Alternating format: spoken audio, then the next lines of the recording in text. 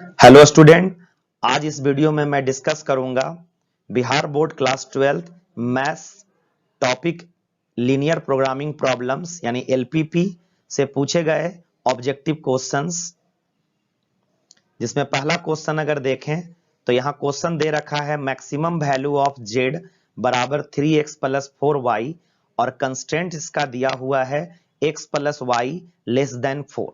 सो सबसे पहले अगर हम ग्राफ अगर ड्रॉ करें तो x plus Y less than equal to 4, तो एट x इक्वल टू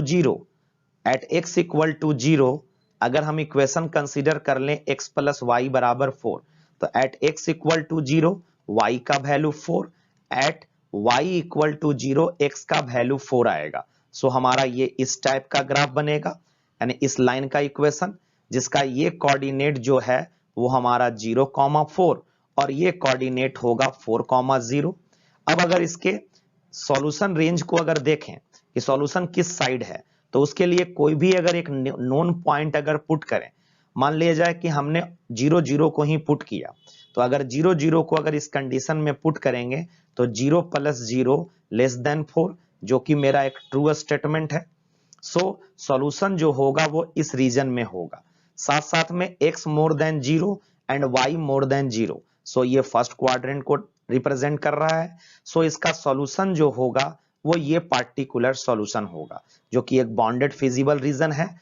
अब अगर सभी वैल्यू को अगर कॉर्नर पॉइंट्स को अगर पुट करें जेड में, तो जेड बराबर आपका है दिया हुआ 3x प्लस 4y। तो एट पहला पॉइंट अगर 0,4 अगर हम लोग देखें तो 0,4 पर जेड का वैल्यू 3 इंटू 0 प्लस 4 इंटू 4। सो इस तरीके से इसका वैल्यू 16 आएगा। एट 0 0 पर अगर हम लोग पुट करें तो जेड का वैल्यू 3 इंटू 0 प्लस 4 इंटू 0, सो 0 आएगा। एट अगर हम लोग 4,0 पर अगर पुट करें तो जेड का वैल्यू 3 इंटू 4 प्लस 4 इंटू 0, सो इसका रिजल्ट 12 आएगा। सो मैक्सिमम वैल्यू जो यहां पर है वो 16 है एट 0,4 पर। सो इसका ऑप्शन सी करेक्ट होगा। The minimum value of Z बराबर 3x प्लस 5y और कंस्ट्रेंट दे रखा है x plus 3y more than equal to 3। तो पहले हम लोग इक्वलिटी लें। एट x बराबर अगर 0 पुट करेंगे तो y 1 आएगा, एट y बराबर 0 पुट करेंगे तो x का वैल्यू इसका 3 आएगा। सबसे पहले इस लाइन का अगर ग्राफ ड्रॉ करें, तो लाइन का ग्राफ अगर ड्रॉ करें तो इस सिचुएशन में हमारा 0,1 जो है वो हमारा यहां पर एक पॉइंट जो कि 0,1। नेक्स्ट हमारा एट y बराबर 0 x बराबर 3, तो हमारा ये पार्टिकुलर पॉइंट होगा जो पॉइंट हमारा 3,0, यानी ये एक लाइन ड्रॉ हुआ, ये पार्टिकुलर मेरा लाइन ड्रॉ हुआ। अब इसका सॉल्यूशन रेंज अगर देखें कि किस साइड में इसका सॉल्यूशन है, तो हमने ओरिजिन को कंसीडर कर लिया है। तो एट 0 0 अगर इस कंडीशन को अगर हम लोग देखें तो 0 प्लस 3 इंटू 0, सो फाइनली 0, जो कि कंडीशन लिखा हुआ है मोर देन इक्वल टू 3, जो कि एक फॉल्स स्टेटमेंट है। सो इसका सॉल्यूशन जो होगा इसके अनदर रीजन में आ जाएगा, यानी सॉल्यूशन ऊपर की तरफ। फर्दर दूसरे कंस्ट्रेंट को अगर हम लोग देखें, सेकेंड कंस्ट्रेंट को अगर देखें, जो कंस्ट्रेंट दे रखा है x प्लस 2y, तो फिर से x plus y is equal to 2। अब at x equal to 0 y मेरा 2 होगा, and at y equal to 0 x का वैल्यू यहां पर 2 होगा। सो इसका पॉइंट 0,2 जो कि इधर लाई करेगा।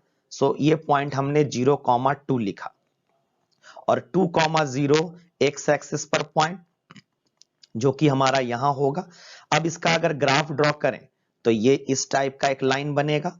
अब फिर से इसके सॉल्यूशन रेंज को अगर देखें, फिर से हम अगर एट 0 0 ही कंसीडर करें, तो यहां पर फिर से 0 plus 0 more than equal to 2, जो कि एक फॉल्स स्टेटमेंट है।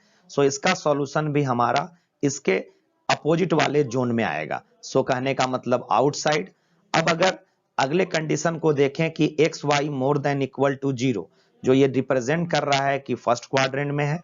अब इसका सभी का फिजिबल रीजन अगर देखें तो फिजिबल रीजन हमारा ये पार्टिकुलर हो जाएगा, जो कि एक अनबाउंडेड फिजिबल रीजन है, जहां पर स्पष्ट दिख रहा है कि ये पार्टिकुलर टर्म यहां पर दोनों लाइन इंटरसेक्ट करता है।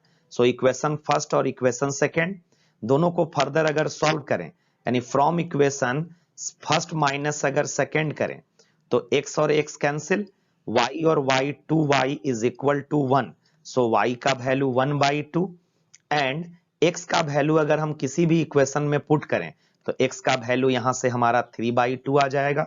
सो इस पॉइंट का कोऑर्डिनेट जो हुआ वो 3/2, 1/2 हुआ। सो हमारा ये कोऑर्डिनेट 3/2, 1/2। अब हमारा मैक्सिमम और मिनिमम डिसाइड होगा 0,2 पर, 3/2, 1/2 पर और 3,0 पर। अब सभी को अगर हम लोग z पर अगर पुट करें तो z बराबर दिया हुआ है 3x + 5y। अब एट 0,2 z का जो वैल्यू होगा वो 3 × 0 0 और 5 × 2 यानी 10। नेक्स्ट एट 3/2, 1/2 अगर देखें तो z का वैल्यू हो जाएगा मेरा 9/2 और प्लस 5/2, सो 7। एट अगर हम 3,0 अगर देखें तो z का वैल्यू 3 3 जा 9 प्लस 0, सो 9 हो जाएगा। सो यहां पर मिनिमम वैल्यू मेरा क्या है 7। सो ऑप्शन नंबर सी इसका करेक्ट है। फिर से मैक्सिमम वैल्यू बताना है z बराबर 3x + 2y का, और कंस्ट्रेंट दिया हुआ है x + 2y लेस देन 10। तो सबसे पहले x + 2y इक्वल टू 10 लें। अब अगर हम लोग यहां पर पॉइंट अगर निकालें तो एट x बराबर 0, एट x बराबर 0 y का वैल्यू 5 आएगा। सो इसका पॉइंट हो जाएगा 0,5। Next at y equal to 0, x का वैल्यू 10, सो इसका पॉइंट हो जाएगा 10,0। सो ये पार्टिकुलर मेरा लाइन बना, ये लाइन। अब इसके सॉल्यूशन रीजन को अगर देखें तो फिर से हम यहां ओरिजिन पुट कर दें तो एट 0 0, एट 0 0 अगर इस वाले टर्म में अगर वैल्यू पुट करें तो 0 + 0 इज इक्वल टू 0 और लेस देन 10, जो कि मेरा एक ट्रू स्टेटमेंट है। सो इसका सॉल्यूशन जो होगा वो 0 0 साइड में ही होगा। तब अगर दूसरे इक्वेशन को अगर देखें 3x + y is equal to 15, so at x equal to 0 हमारा y का वैल्यू 15 आएगा, यानी 0,15। At y equal to 0 x का वैल्यू हमारा 5 आएगा, सो 5,0। सो इसका जो रीजन होगा लाइन का वो ये लाइन होगा। अब फर्दर अगर हम लोग देखें, फर्दर इसका भी अगर सॉल्यूशन चेक करें तो 0,0 पर फिर से इसका रिजल्ट 0 लेस देन 15, सो ये ट्रू स्टेटमेंट है। सो इसका भी सॉल्यूशन हमारा इनसाइड होगा, यानी 0 साइड में होगा। तो इसके अगर कॉमन रीजन को अगर हम लोग देखें, साथ साथ में x और y more than equal to 0 ये डिपेंड करता है, यानी ये तो हमारा डिसाइड करता है कि ये फर्स्ट क्वाड्रेंट में होगा। फर्दर अगर इसके कॉमन रीजन को देखें तो इसका कॉमन जो फिजिबल रीजन है वो बाउंडेड है, और बाउंडेड फिजिबल रीजन हमें ये मिला। फर्दर अब अगर सभी कॉर्नर पॉइंट को अगर पुट करें, सो यहां पर मेरा एक इंटरसेक्शन पॉइंट है यहां पर, जिसे फर्दर अगर हम लोग सॉल्व करें